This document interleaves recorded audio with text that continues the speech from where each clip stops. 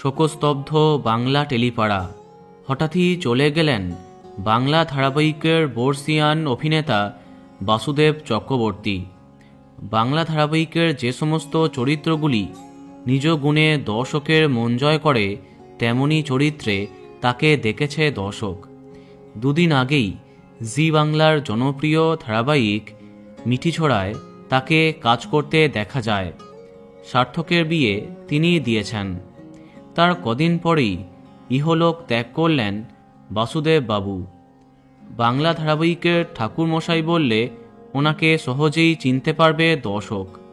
অসংখ্য ধারাবাহিকে তার হাতেই পরিণতি পেয়েছে নায়ক নায়িকার প্রেম। একসাথে অনেকের বিয়ে দিয়েছেন তিনি। একজন অভিনেতার পাশাপাশি বাস্তবেও টেলিপাড়াতে অনেক তারকাদের বিয়ে দিয়েছেন বাসুদেব চক্রবর্তী।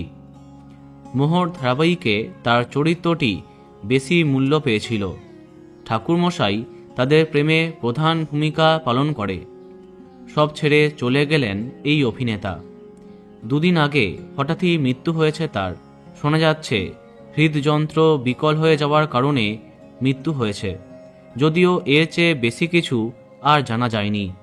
আজ সামাজিক মাধ্যমে তার মৃত্যু সংবাদ ছড়িয়ে পড়লে এই বিষয়ে খোঁজ নিয়ে জানতে পারলাম খবরটা সত্যি।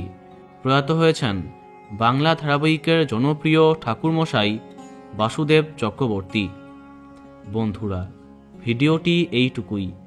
বাংলা বিনোদনের অন্যান্য আরও খবর পেতে সাবস্ক্রাইব কারেন্ট বস। ধন্যবাদ।